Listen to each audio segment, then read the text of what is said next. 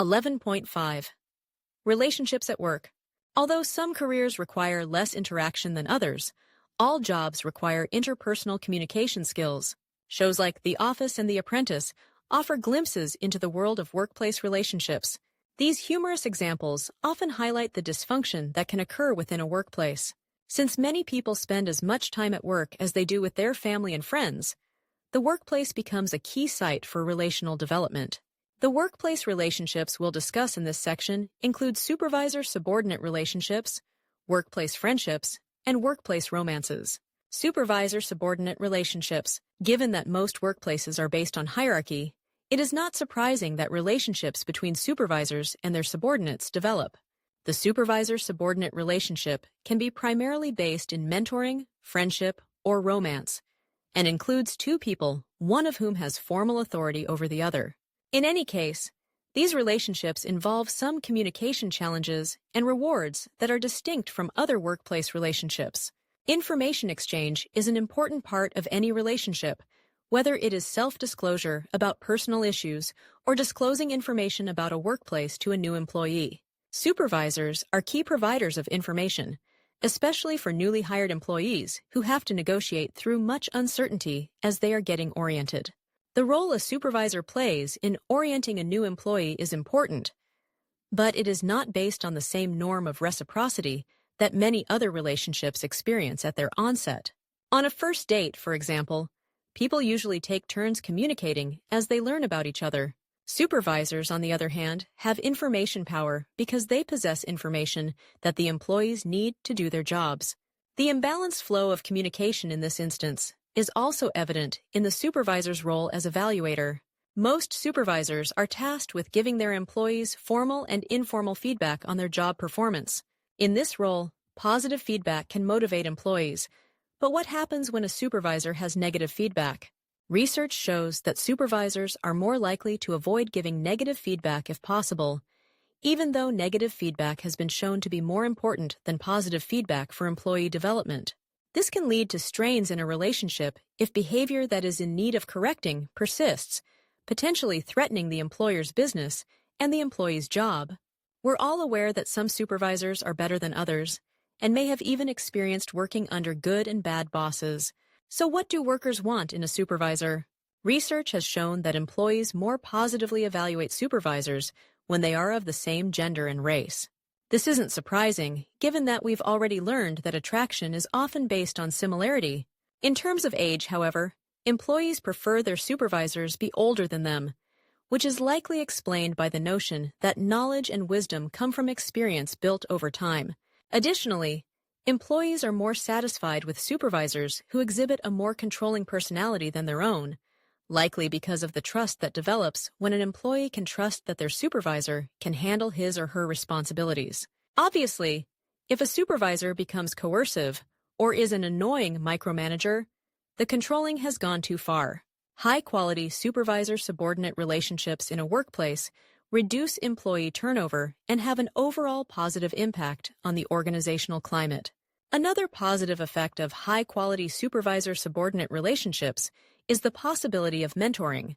The mentoring relationship can be influential in establishing or advancing a person's career, and supervisors are often in a position to mentor select employees.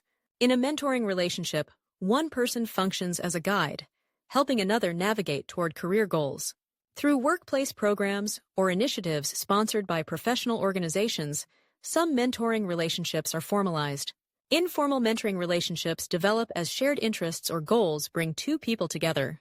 Unlike regular relationships between a supervisor and subordinate that focus on a specific job or tasks related to a job, the mentoring relationship is more extensive. In fact, if a mentoring relationship succeeds, it is likely that the two people will be separated as the mentee is promoted within the organization or accepts a more advanced job elsewhere, especially if the mentoring relationship was formalized. Mentoring relationships can continue in spite of geographic distance, as many mentoring tasks can be completed via electronic communication or through planned encounters at conferences or other professional gatherings. Supervisors aren't the only source of mentors, however, as peer coworkers can also serve in this role. Workplace friendships. Relationships in a workplace can range from someone you say hello to almost daily without knowing her or his name, to an acquaintance in another department, to your best friend that you go on vacations with.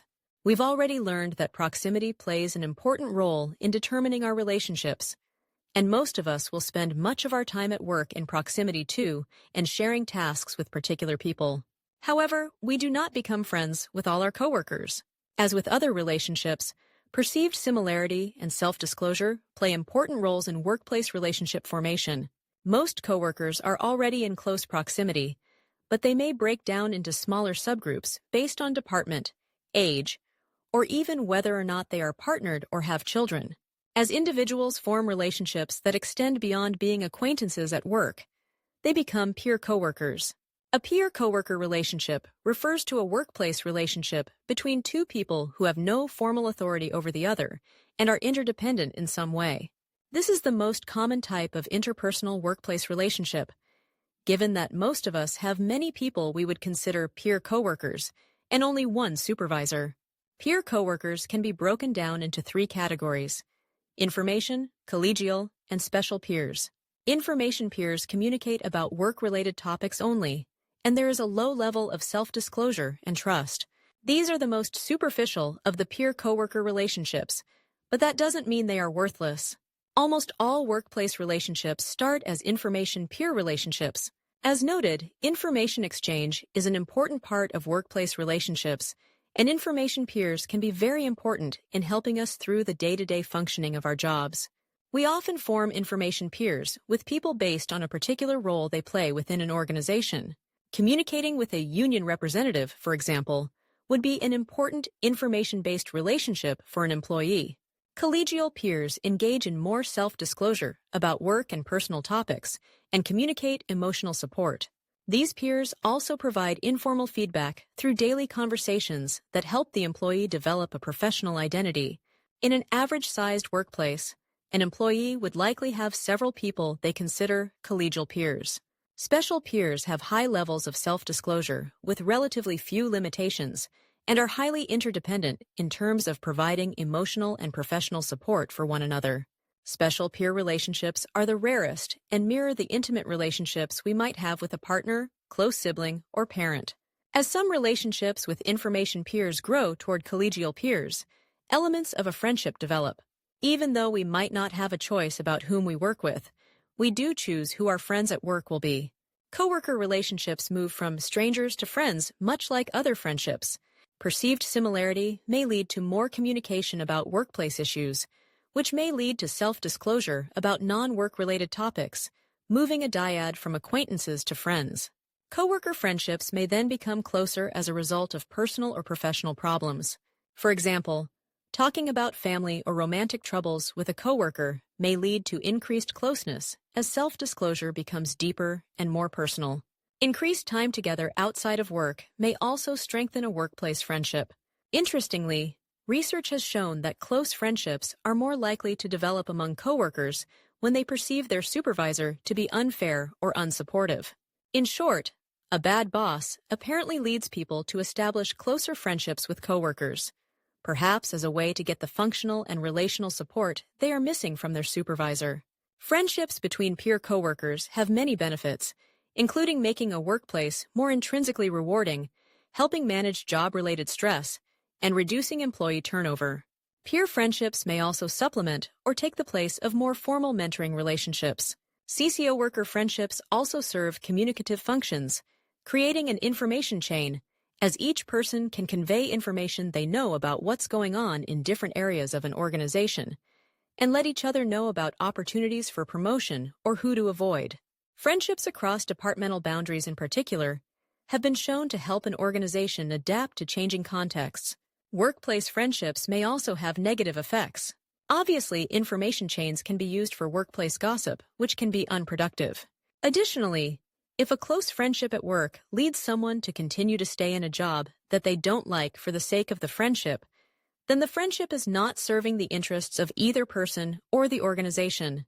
Although this section has focused on peer coworker friendships, some friendships have the potential to develop into workplace romances.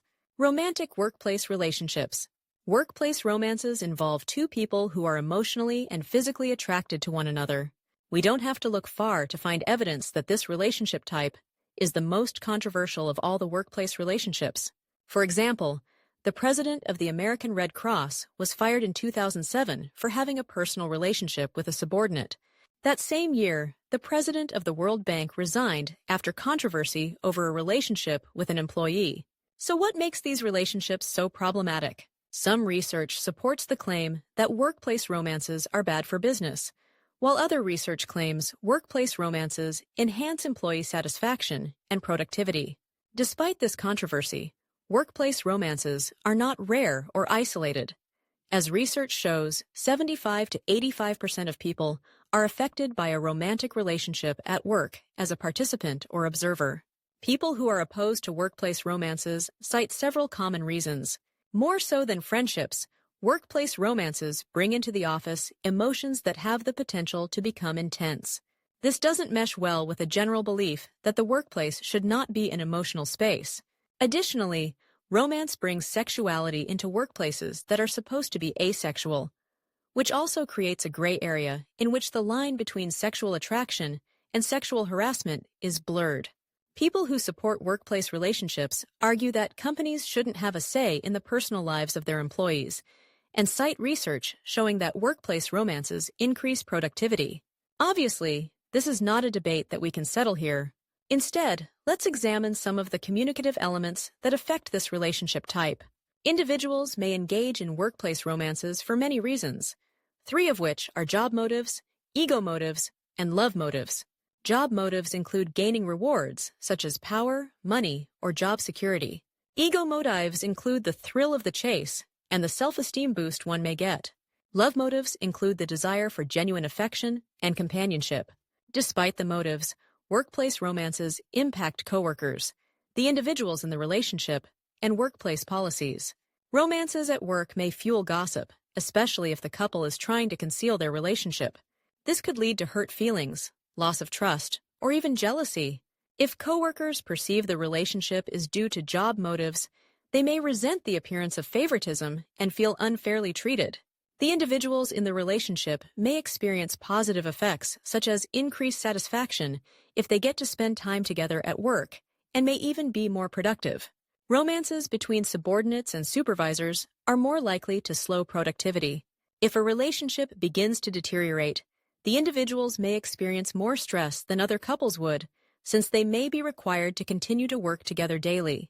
Over the past couple decades, there has been a national discussion about whether or not organizations should have policies related to workplace relationships, and there are many different opinions.